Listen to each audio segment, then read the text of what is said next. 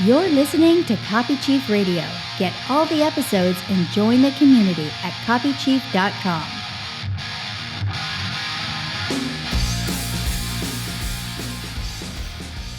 Hey everybody, what's up? It's Kev. Hey, let's talk about your brand today. What do you think about your brand? Do you know what that even means? Because look, in this world of direct response marketing, for years I remember, it was always like brand. Nobody cares about brand. That's what those big Madison Avenue companies. And then sometimes people go, no, brand's important. And then look, I think we're at a point now where we get that what we do, whether you have a company, small business, big business, or you're a solopreneur, especially these days, a brand is everything. I like the term, I heard somebody say once, that you have a brand either by design or default. You see, so people see you as a brand, whether you're intending them to or not. In that context, you realize, well, the worst thing I can do is give no thought to my brand, because that means that it's unrecognizable and people don't know what to think of it by what I'm putting out there. There's no consistency to my messaging. There's no look and feel that people can relate to or grab onto or recognize. And so today I wanted to bring on two of the best branding experts that I know, Carlos and Brenda Citron. They are fantastic at branding. They specialize in the outdoor market, but the work they do applies to any business. And again, if you're sitting there going, what is my brand, right? Could you pull out, say, a card? Could you make a poster and have people go, oh, that's that brand? That's, for me, it's Copy Chief. They know the logo, they know the colors. We have a color palette that we use that I use in all my trainings. There's consistency. If you don't have that, the first place you need to start is understanding what a brand is and thinking about what you want your brand to look like and feel for people. And there's so much that goes into the choices you make in building a brand about aligning with what you want people to experience, because it all comes back to a human and humanity. You're the one behind the brand. So Carlos and Brenda, thanks so much for being here. We have a lot of help we can give people today because you guys are great at simplifying this and bringing big brand experience and what works so well with companies and brands we recognize in making it available to any size business owner. Thank you so much, Kevin, for having us. We're excited to talk about branding. And yeah, it's true. Many times people think, oh, I have a brand, I have a logo. And there's so much more to a brand than a logo. Logo is not a brand for sure. As Carlos points out all the time to people. Definitely not a brand. Again, thanks for having us. We're going to talk about branding, and it is kind of mysterious. A lot of times people aren't very specific on what we're referring to. But when we say something like, oh, I really love that brand, and we have this feeling that we have towards it, we're not really typically not referring to the product or the service that's provided. We are identifying with the character of the company. And so I say character particularly because we're referring to, in a sense, the trustworthiness of the company, the nature of the company. They're helping me stand out. They're making me be unique. They are helping me be rebellious in a way, or providing me with safety. And so we're identifying with these character traits. That's what influences our purchasing decisions.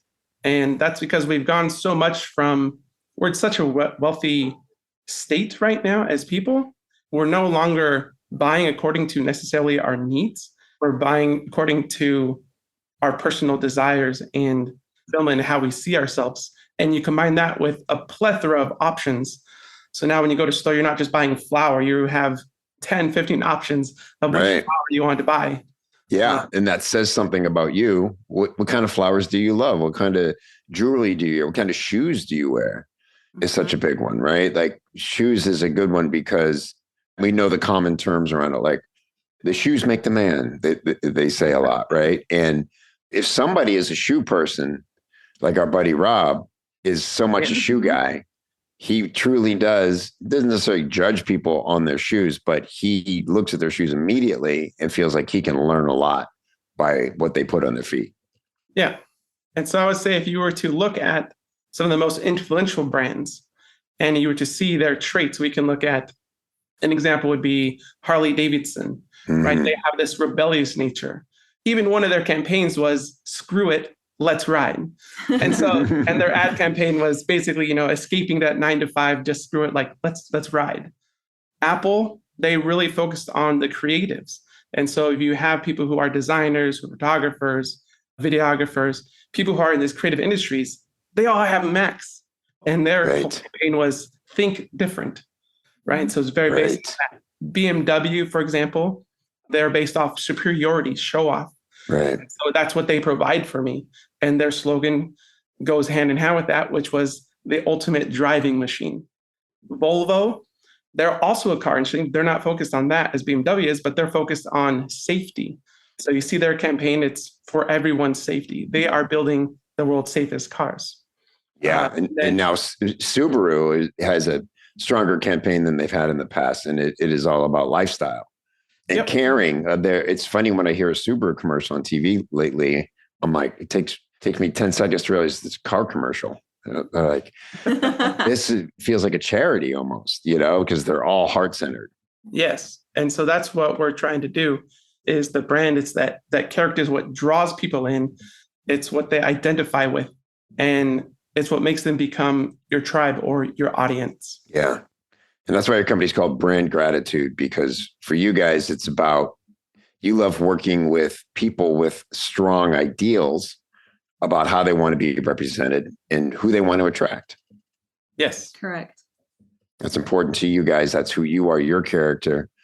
All right. So let's talk about some of the things that happen when you go from, like I said, either you've put no thought into your brand or, you literally went to 99 Designs and got a logo. What are the first steps, say, for a solopreneur to do to start thinking and acting more like a real brand? Yeah, so a solopreneur, because I know people are probably thinking, but I don't have a company. Like this doesn't relate to me, but it relates so much to you because you are the brand. The way you express yourself, the way you show up, your image, your presentation, it should be cohesive all throughout. So it's very important to start with a brand strategy. You need to know why what you do matters. And you can't show up in one place saying, oh, like, I love, for example, I love animals, right? And then another one's like, oh, in another place, like, oh, I really hate pets, but I'm a plant person. No, like your voice needs to be the same all throughout every touch point. So I think the first thing that a solopreneur would do is go through brand strategy. And Carlos, do you want to go through like the different steps that? Yeah, I would say to sum that up, it would be to differentiate. That would be the step one thing that you really need to do is to differentiate. And as she said, that's clarifying who you are, what you do, and why it matters. We've talked in the past and used words like USP, unique selling position or proposition, but that stuff can get muddy really fast. And that's why I like thinking about it as brand. It's sort of simplified. It's the same values you want to get across, but with less of the sort of psychology and science that USP can get into. Yeah. So once you have that, the character, you know who you are and what you stand for. Yeah. That's going to give you that foundation.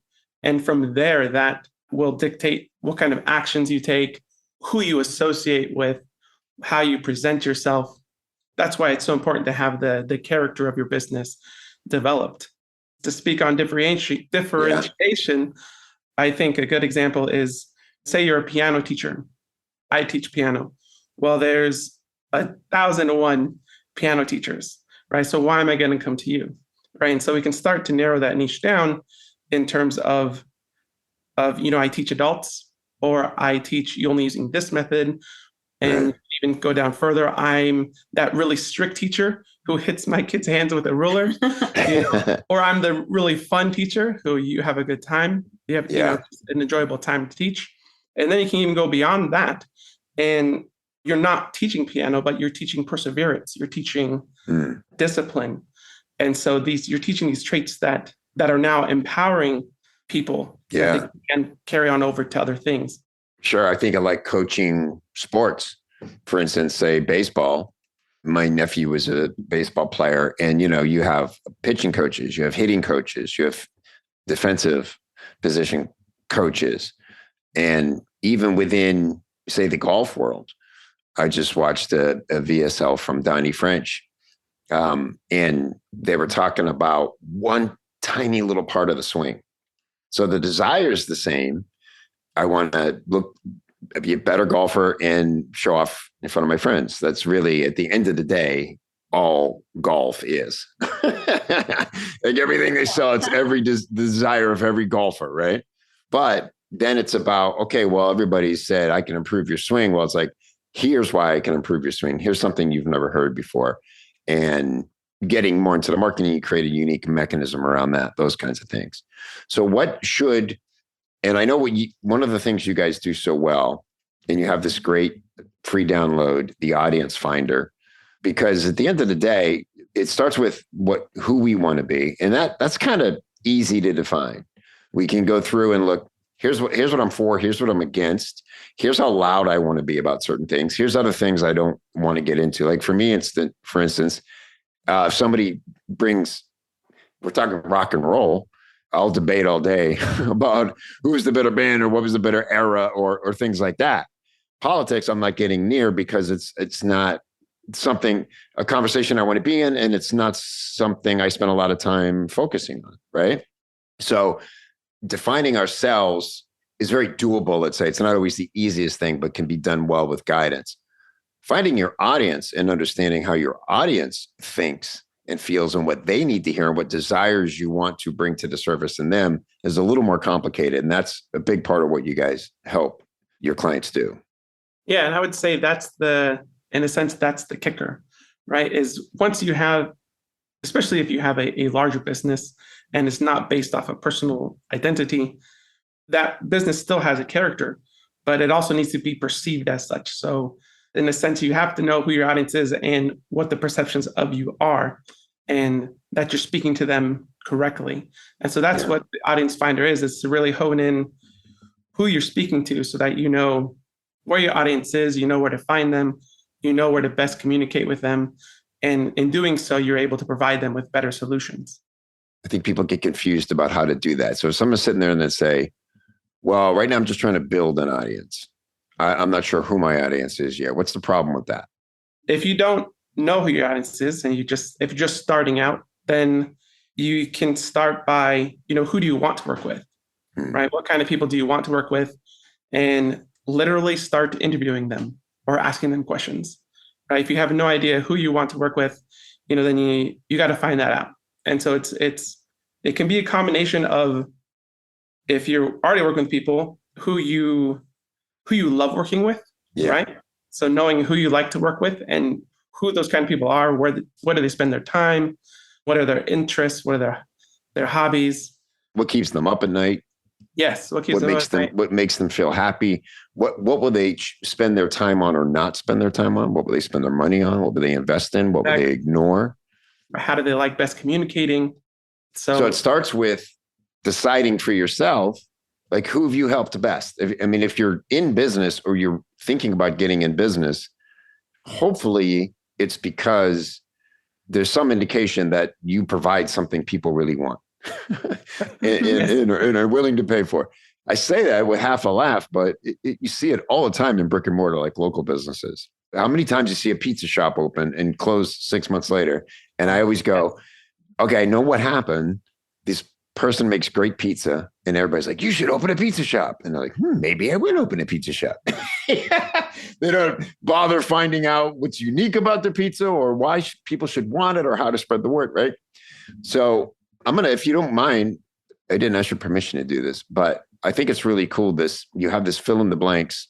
And again, at the audience finder, you can go to brandgratitude.com and download this for yourself. I love little worksheets and things like this where it just forces you in a few questions to think through the answers to these questions. But I think what a lot of people do, Carlos and Brenda, when they say, I got to find out, maybe they go to ChatGPT and they go, help me find my audience. Okay, well, what do you sell? What do you do? And then it just becomes a bunch of data, right? And like you said, Carlos, we lose that connection. We're not presenting a brand or an ideal to them that they can resonate with and feel like that's my person, because they're always going to have choices. Another reason you should be in business is because there's an audience there. Yes, you want to be unique, but as the great Gene Schwartz once said, we cannot create demand. We can only tap into it. So you don't want to invent a whole new market. That's a long slog. So anyway, you have this fill in the blanks. And if you're okay with this, I'm just looking at it. I haven't gone through this like I'm going to yet, but because as you know, I've had Copy Chief for 9 years. So that's almost a decade of understanding my audience. And so I'm going to read through this and answer based on my knowledge. I'm going to fill in the blanks in real time. You want to do this? Yeah, let's go. Let's see what happens. We're going out without a net now.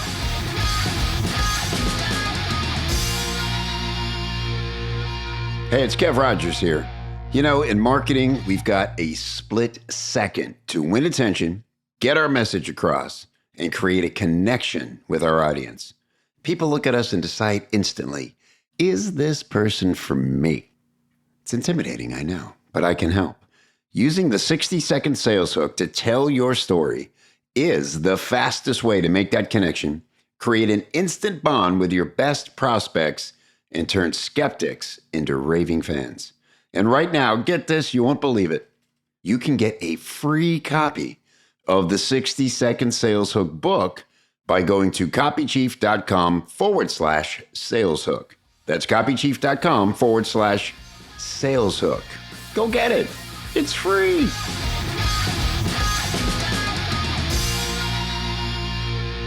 My ideal customer is a female named Sally, who is 38 years old.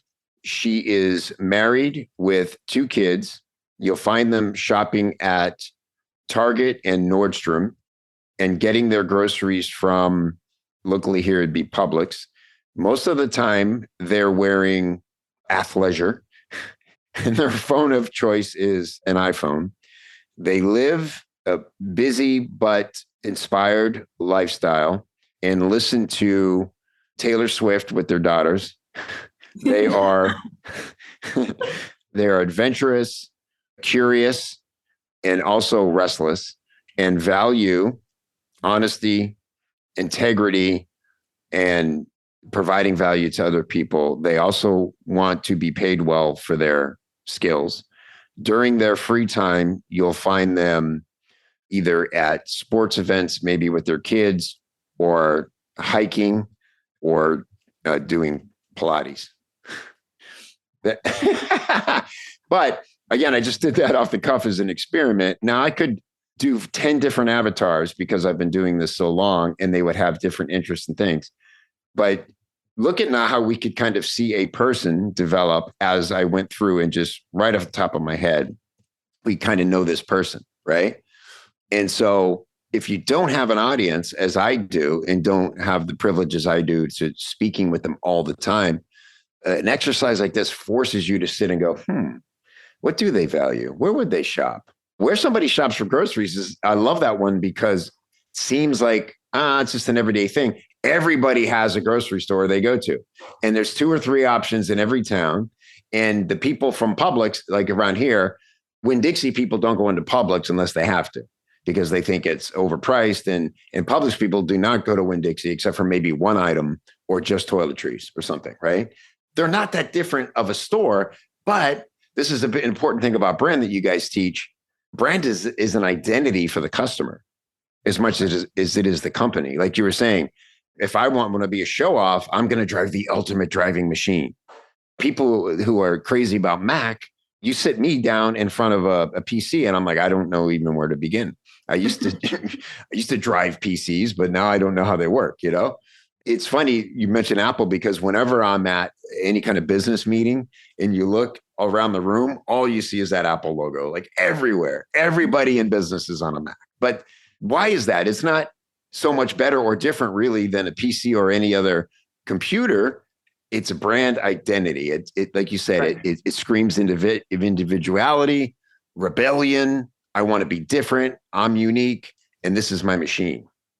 Matter of fact, what branding does is people will pay more for your product as opposed to something else. And it's because it's not that a Mac has better computer components and is worth more at its core. Because matter of fact, you can buy a PC that's way more powerful, has more memory, more RAM, a better, higher resolution screen for less than you could buy with the same specs. The luxury brand, the rebellious brand. Yeah. I butchered that. Nerds save, my point. Nerds save money. Nerds have more power and shop more sensibly. That's what we do. You're willing to be a nerd. You're going to. And so that's what the thing is, that when you have a successful brand, more people buy more of your product or services for more years at a higher price. Yeah, I love that. I want you to say that again, because that is the result of branding. And I've never heard anybody name it that way. And I think that this is really the big takeaway of this interview. If you want to know why branding is important, say it again, Carlos. Yeah. So when you have a successful brand, more people will buy more of your product or services for more years at a higher price. Loyalty. They feel proud about having it, and they're not leaving. You have to do something horrible to them, maybe repeatedly, to make them leave, right? You know? Yes. And again, there's levels to this. I'm thinking of my own example about providing solutions. So people who know me may know my deep secret that I dye my beard. And it's something I've probably been too vocal about it, but I forever used Just for Men. It wasn't like I'm like, that's my brand. It just worked and it was available. Fine.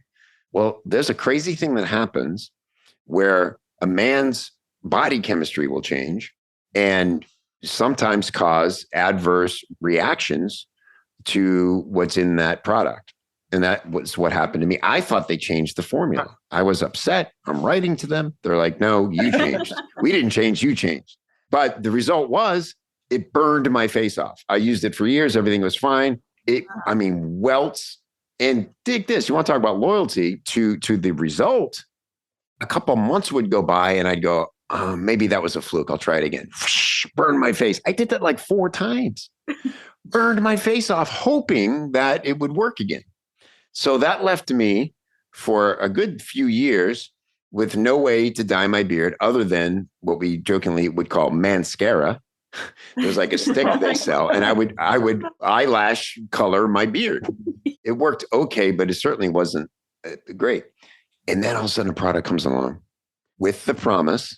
This is an all-natural version, basically, without saying it, by brand, of Just for Men. And if you've tried and if other things are burning your face off, this is going to work. And I'm pleased. I tried so many crazy things. I turned my beard green. It was horrible. And it worked. It's called Simpler. And let me tell you something. The second it worked, and I'm like, it's not burning. Day 2, still not burning.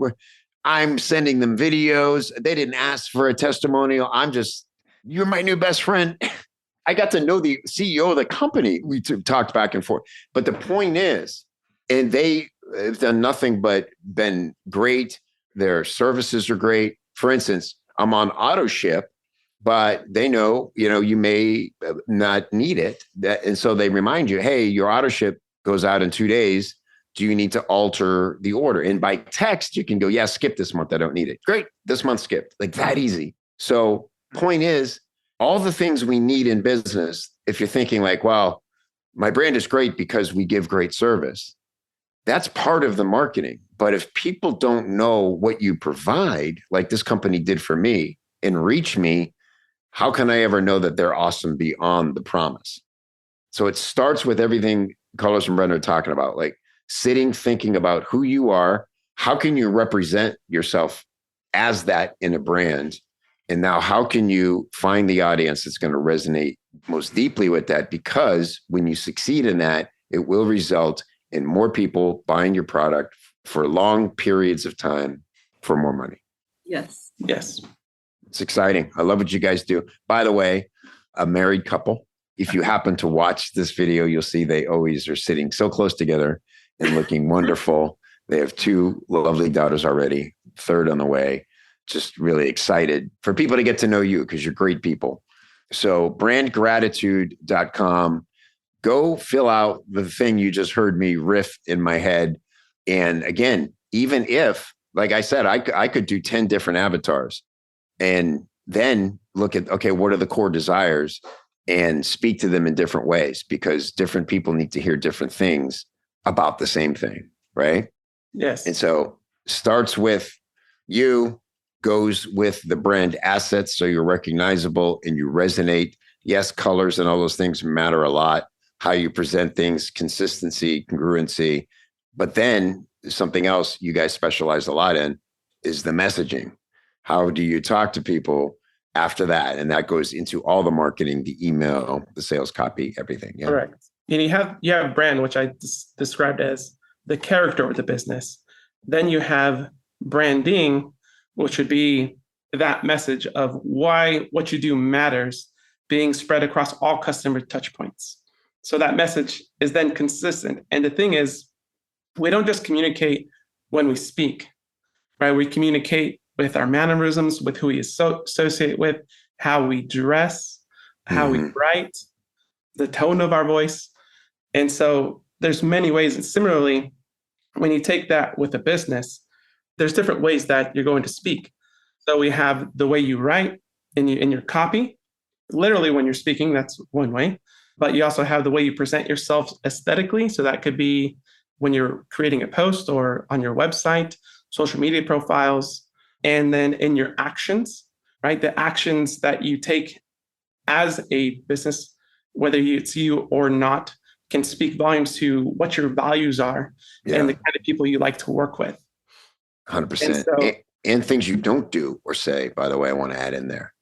You know, when you are sure about who you are and what you do stand for, maybe stand against, you also realize things you don't announce or get into, or things you do keep private, especially as a solopreneur, because you want people to have an overall feeling about how they interact with you. Right. And so when you have that consistent message that's based off that character, that's drawing people in because of who you are, it's weird and it becomes strange if you act contrary to that. Right. Some people would say, hey, that's out of character for them. Right. It's out of character. When something is out of character, that's going to breed a level of mistrust. Now that image of who I thought you were is broken. Yes. And the thing is, trust is the fastest way to a purchase. Mm-hmm. It takes a little while to gain, but when you have it, that's produces that result you talk about, Carlos, of longevity, loyalty. Want to hear a funny example of what you just said? And again, what's great about this, and so important in business, especially in the age of social media, because it's so easy to jump on, have a thought that maybe you shouldn't follow through with. Right. Yeah. Especially if you are the if you're the brand. So in my case, even my daughter who's 17, who you normally, and she's a funny kid, and she normally will say, yeah, go for it. I have this, I don't know if you guys play any of these online puzzles and things. I like Wordle and Spelling Bee, and there's these different games I play, right? So with Spelling Bee, you get like 5 letters and you have to make as many words as you can, right? And inevitably in the game, there's a inappropriate word, but you can't help but try to see if it would be there. And then it never is. And it always says, not in word list. And to make myself laugh, I record me trying those words, and they vary in degree of inappropriateness. Well, I think it would be hilarious to just post those as stories. So I did recently, and even my daughter was like, what are you doing? You know, that also went to your IG profile, right? Because I did it on Facebook, where I feel like people know me. And I'm like, oh, you're right. And I deleted it immediately. And people wouldn't have been, oh my God, angry. It wasn't like horrible, but it was off brand. And it wasn't helping anything. It was, even if they get a quick chuckle, that's where you have to balance. Like, is this quick chuckle or this offhanded comment worth, like you said, Carlos, cracking someone's image of who they thought you were? And yes, we want to be ourselves and be transparent, but you have to decide. For instance, like on this podcast, if my guest wants to curse, I'm fine with that. But a lot of times I'll say in the cold intro, hey, just so you know, there's some, if you're in the car with kids, or maybe pop on some headphones, but I never curse by nature. So if I'm talking to nice people like you, I know there's not going to be any it's not my choice. But yet when I'm around my friends, I was a comic for 20 years, 10 years, it can get a little salty, but it's the personal choice, and you go by feel, but then you have to also acknowledge that and protect this, especially in the time of social media where people see everything and nothing ever goes away. That's true. Because they can pull back, archives that you thought were completely gone, but no, they exist. It's never gone. As I'm sure you tell your kids all the time when they're old enough to experience such things, which I've been telling my kids their whole lives. Like anything you ever hit send on will be there forever, even if you think it disappeared on Snapchat or whatever. So, okay, we've done a rabbit hole there, but this is all relevant to, again, it's never more important because look, everybody's seen a million things. It's the hardest thing ever to get any attention now. If you're able to get attention, what do you do with it?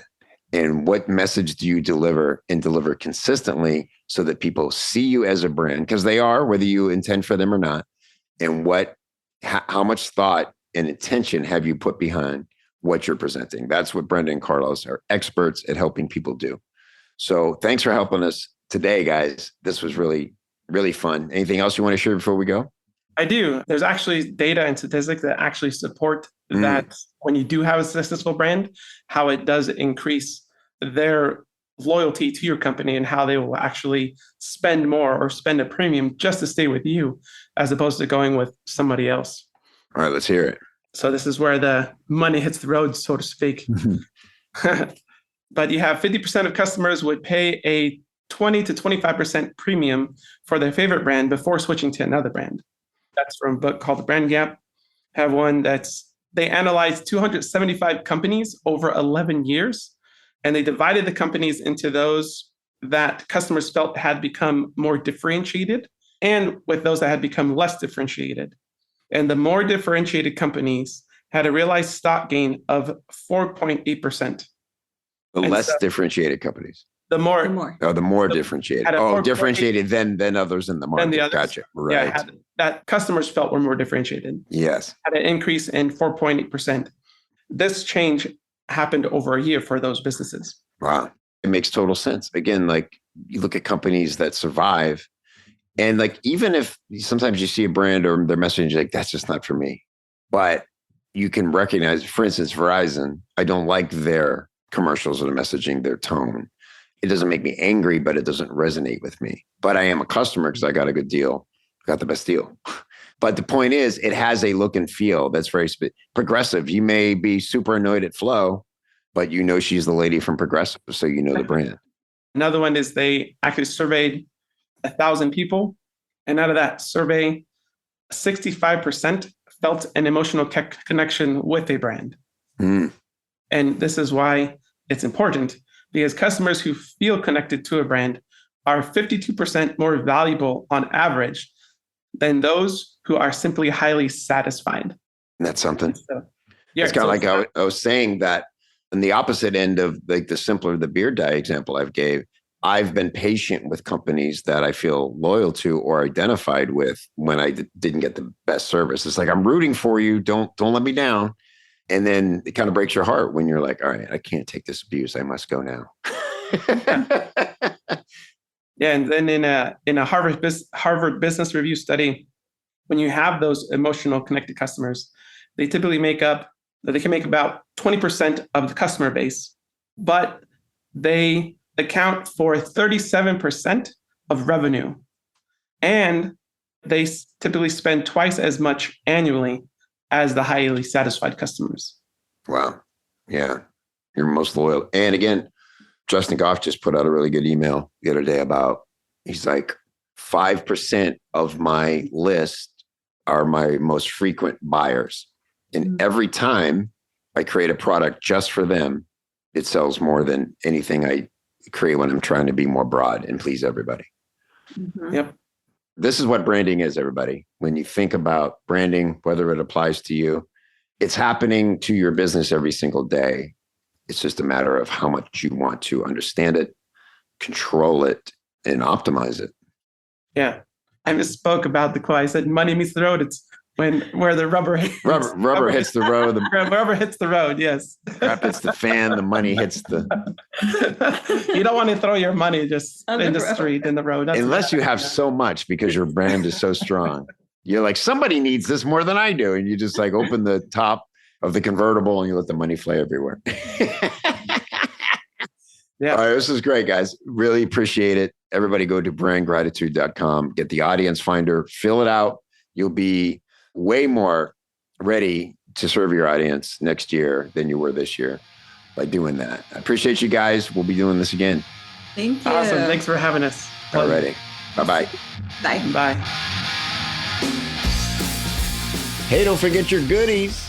Head over to copychief.com/copychiefradio to get some great free stuff to help you put the things you hear on the show into action for your business. copychief.com/CCR.